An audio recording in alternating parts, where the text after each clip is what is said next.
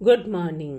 साधना श्रृंखला की तरफ से आज नवाचार पाठ योजना वो भी खेल विधि से लेकर के आई हैं हिंदी विषय के। जब भी हम इसके लिए यहाँ सिमुलेशन बनाते हैं तो सिमुलेशन के अंदर लैंग्वेज के अंदर भाषा के अंदर कहते हैं कि एक नवाचार पाठ योजना का निर्माण कीजिए।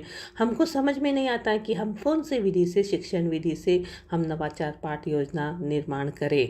आज हम प्रकरण रामायण लेकर आए हैं। रामायण ग्रंथ हमारा प्रकरण है। इसके सबसे पहले हमें विशिष्ट उद्देश्य निर्धारित करने हैं और छात्र अपेक्षित व्यवहारगत परिवर्तन को देखना है। जब विशिष्ट उद्देश्य ले रहे हैं तो ज्ञानात्मक के अंदर भाषा तत्वों का ज्ञान और विषय वस्तु का ज्ञान आता है।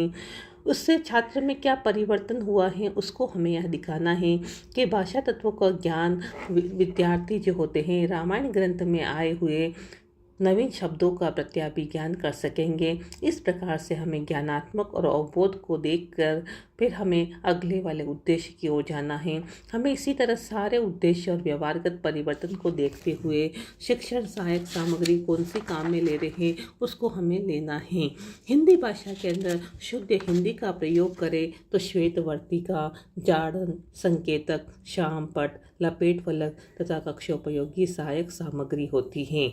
हम विशिष्ट शिक्षण सहायक सामग्री के अंदर श्री राम जी का लेखा चित्र ले सकते हैं। हम चार्ट की जगह लेखा चित्र प्रयोग में लेंगे। उसके बाद में विधि का प्रयोग करते हुए हमें प्रस्तावना करनी है। प्रस्तावना के अंदर हमने राम जी का फोटो दिखाते हुए पूछना है कि प्रस्तुत चित्र किसका है। छात्र जरूर उत्तर देंगे राम का है। वहाँ पे नाम नहीं लिखना है, राम को पहचान लेंगे। तो श्री राम को अन्य किस नाम से जाना जाता है तो मर्यादा पुरुषोत्तम। श्री राम की गाथाओं का वर्णन किस महाकाव्य में है तो रामायण महाकाव्य में है। उद्देश्य कथन बोलते हुए हमें प्रकरण की तरफ आना है। फिर हम जो खेल विधि काम में ले रहे हैं उस खेल विधि के कुछ नियम होंगे। इसमें विद्यार्थियों को 3 समूह में बांट देंगे, तीनों के नाम लगा देंगे। नवाचार पाठ योजना में हम 3 चक्र रखेंगे। पहले चक्र में हम 3 प्रश्न पूछेंगे जो प्रत्येक प्रश्न 10 नंबर का होगा।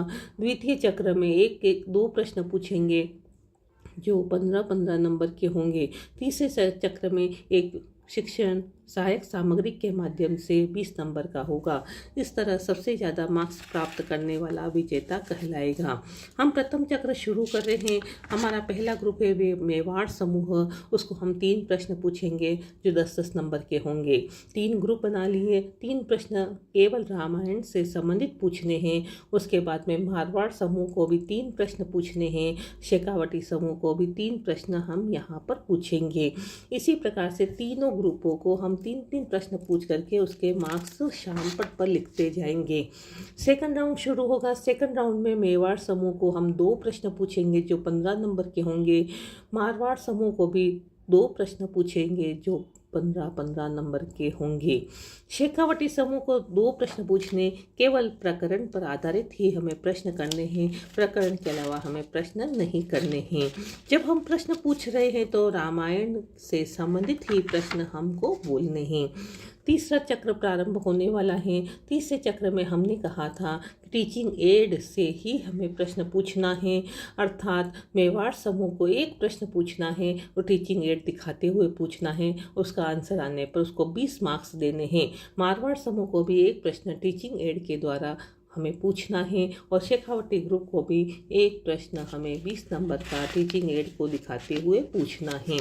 जब सारे प्रश्न पूछ लेंगे और सारे मार्क्स बीच में ही छात्रों के द्वारा शामपट पर लिखे जाएंगे कि मेवाड़ समूह को प्रथम चक्र में कितने नंबर मिले, द्वितीय चक्र में कितने नंबर मिले, तृतीय चक्र में कितने नंबर मिले। ऐसे तीनों समूह के अलग अलग नंबर हम शामपट पर लिख देंगे। सर्वाधिक नंबर वाले को हम विजेता घोषित कर देंगे और जो उससे कम नंबर होंगे उसको हम उपविजेता घोषित कर देंगे। इस तरह से हम विजेता और उपविजेता घोषित कर देंगे। जैसे ही हमारा पाठ्य सामग्री समाप्त होता है मूल्यांकन प्रश्न की बारी आती है। मूल्यांकन प्रश्न में विभिन्न प्रकार के प्रश्न, जिसमें हम वस्तुनिष्ठ प्रश्न, खाली स्थान वाले लघुतरात्मक प्रश्न को ले सकते हैं और गृह कार्य देते हुए इस पाठ योजना का समापन कर सकते हैं। ऐसे ही वीडियो देखने के लिए आप साधना श्रृंखला को लाइक एंड सब्सक्राइब करें, जिससे आने वाले समय में नित्य नए बीएड और एसटीसी स्टूडेंट के लिए नए नए वीडियो आपके सामने आएंगे। इसी के साथ में नमस्ते, धन्यवाद।